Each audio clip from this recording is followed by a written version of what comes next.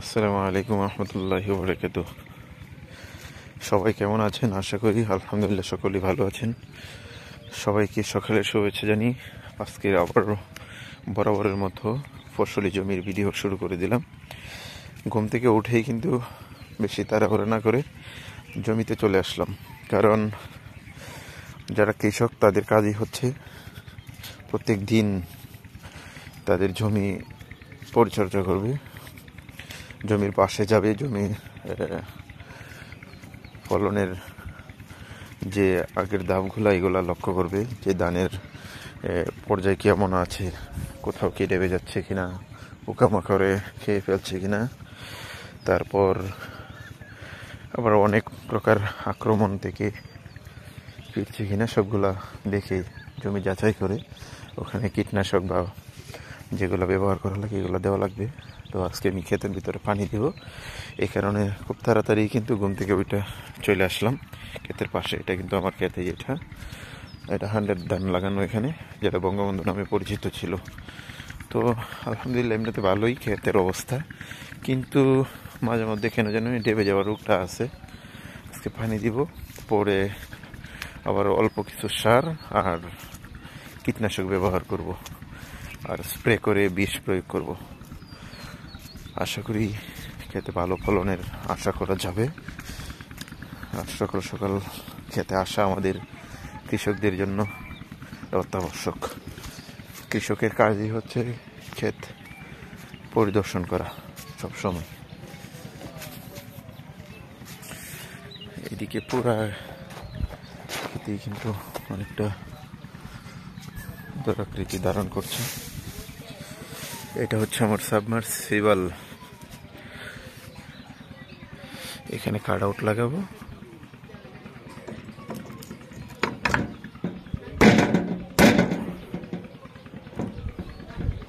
Cut out লাগাই দিচ্ছি এখানে।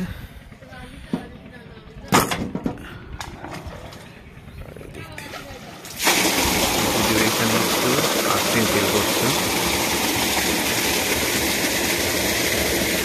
পানিটা কিন্তু ভোলা, প্রায় 4-5 দিন পরে ধরা হয়েছে, পানিটা খোলা হয়ে গেছে। আরে বাবা রে বাবা,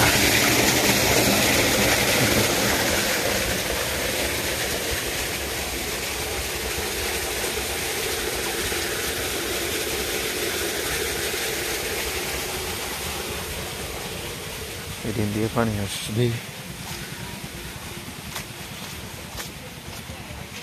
এখানে কিছু ক্ষেত্রে কাজ আছে যেগুলো আমি এখন করবো।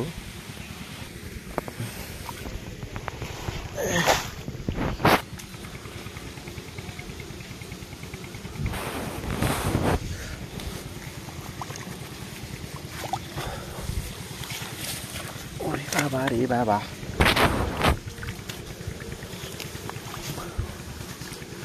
যাক আমি সাকসেস হতে পেরেছি বস্তাটা সরাইতে।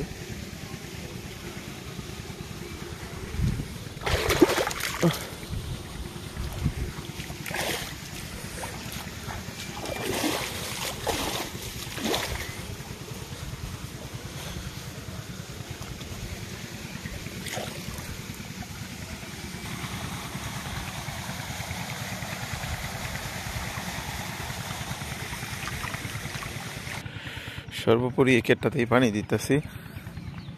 পানিটা দেওয়া শেষ হওয়ার পরে এর ভিতরে কিছু সার প্রয়োগ করব আর কীটনাশক প্লাস স্প্রে করে ওষুধ দেব। আচ্ছা, খুব কষ্টদায়ক বিষয় না, দেখেন তো এখানে মনে হয় 4 থেকে 5টা গোছা কাইটে একসাথে জমা করে রেখে দিছি। এটা ছোটো পোলাপান হোক আর বড় মানুষ হোক, যেই করুক কাজটা, একটা কৃষকের জন্য এটা কিন্তু খুব কষ্টদায়ক বিষয়।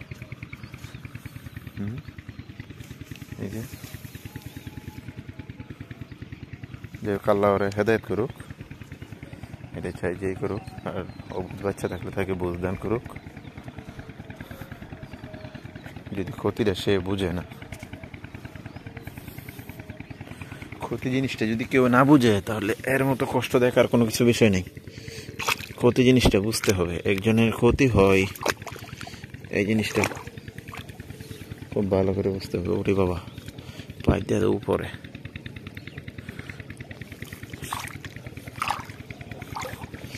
গাছ,